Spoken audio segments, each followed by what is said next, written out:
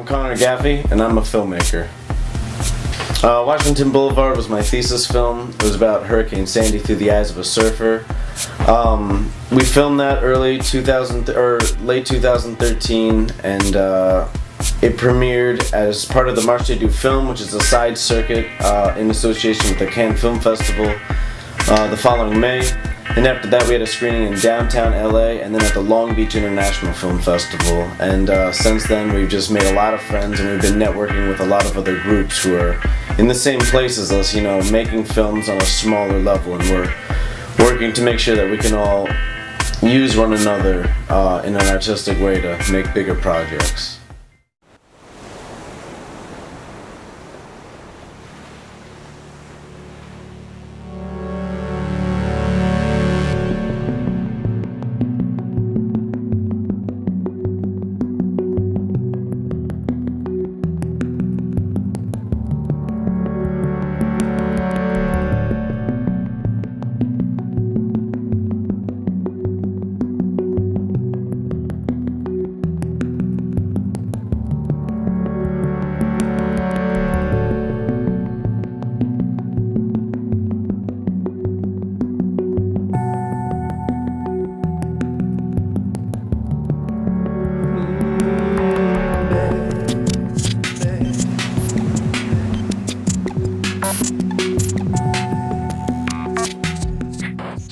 Yeah, I've always wanted to make a film about a surfer. I got into surfing a few years ago. Nothing too crazy, but just being out there in the water at least is a whole nother experience. And since then I was thinking about writing a feature film, just because I write a lot, but I wasn't impacted enough to ever write anything too serious. And then after Hurricane Sandy hit, where it completely leveled and destroyed Long Beach, I was just taken back, and I started writing right away. And the summer after, I had something going, and I wanted to make it while we could still capture the devastation of Hurricane Sandy. So we made sure that we were in the film process very early, where we were still getting the destroyed boardwalk and the rebuilding houses. So it was definitely a personal experience.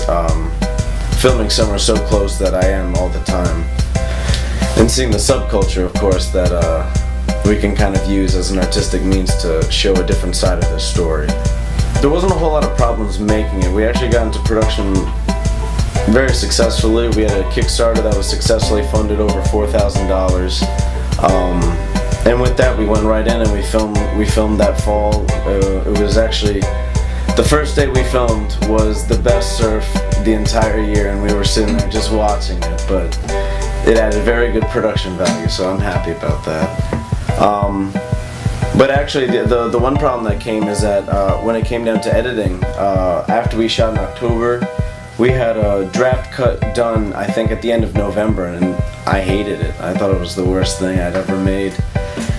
So I took a break and I re-edited a few other things that I had been working on, and then I came back to it about 3 months later. And I talked to my actor, I talked about what his thoughts were, and we bounced ideas, and I asked a whole bunch of people, and we just workshopped it all over the place. And that's when we ended on Jody staying and how much more it connected. And there were a bunch of scenes that weren't originally there, but we had to add within additional shoot dates that were just me and the actors, and I'd like to think that it came out on a more positive note, so I think taking the time to rest on it really helped the film. The full process was probably about 1.5 years.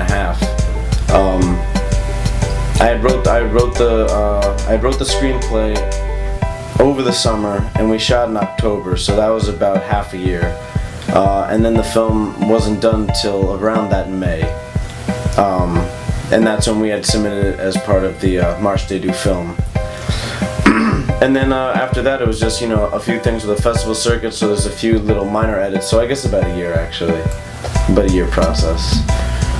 The most important thing is having good peers around you who are also working on the film, because there should be no ego bigger than the film. And when you have such a cool collective of filmmakers, especially the ones that I work with, that are always willing to lend an idea or a hand or anything, it really helps a film evolve. And when the film is not just one person's film, when it's everyone's film, it flourishes. And I think the most important thing that I've learned, especially through all these years of filmmaking, is that if you work with passionate people who are very well working together, you're going to have an awesome product. Did you order a drink yet? I was gonna have a Jack and Coke, and I thought, if I really want to enjoy myself, why not have a White Russian? I mean, it's all covered in the fee anyway, so why not try something new?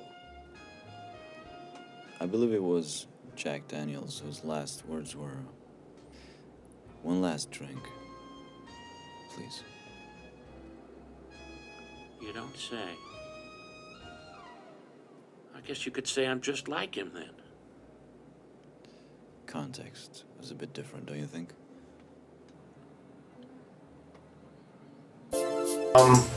Well, films are just such a magical thing that they can transport you to this whole nother world, and you're pretty much dreaming during the day. And I enjoy dreaming. There's something about filmmaking that's just so gripping, the way that it can take you to somewhere that's completely not real and you're completely engaged with it. It's just like reading a book or playing a game, something that completely takes you into this world. And I think the thing that excites me most about filmmaking is that I can create this world where I can take people, and people that I've never met or people that I do know, I can just take them to this place that I've completely created with a whole group of filmmakers. And it's just this whole story that you're in from the beginning to end. I like to think that I write a lot of different material. A lot of my feature films, screenplays that I've written are pretty contrasting, I suppose, in genre at least, where one would be about a teen star and one would be the albinism persecution somewhere in Africa, and you know, all sorts of crazy little things. But it's all just from random little moments that I just see something and it sparks a whole story for some reason, something I can't explain, but I just need to know more about it. And I know a lot of professors and people out there say that you should write about what you know. But I firmly believe that you should write about what you want to know, because when you truly are inspired by something, you dig into it and you want to learn everything about it, and that's the way you get the details that can tell a unique story.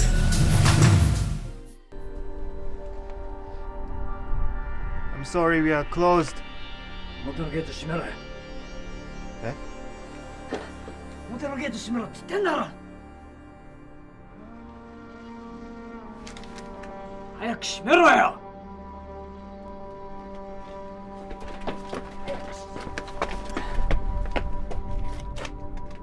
早くしろよ。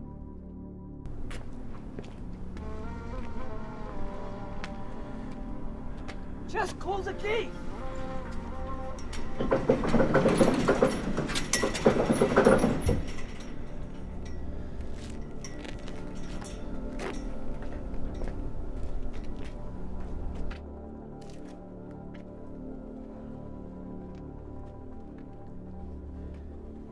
I don't want any trouble. And then that makes two of us.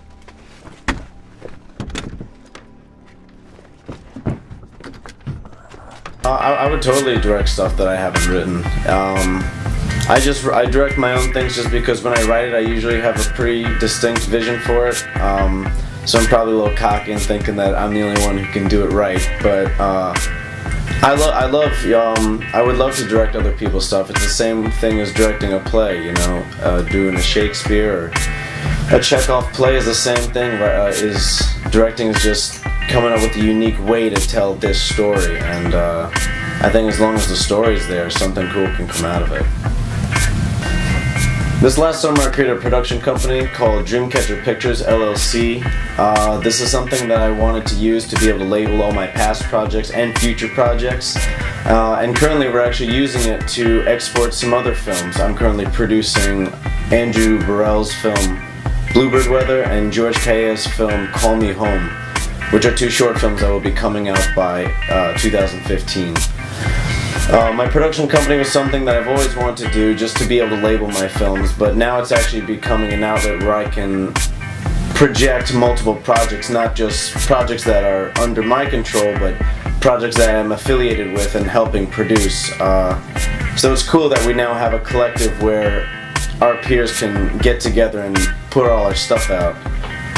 And we will have a website up that's coming up in a few weeks, hopefully, and then I'll have links to all our upcoming projects, past projects, and future projects.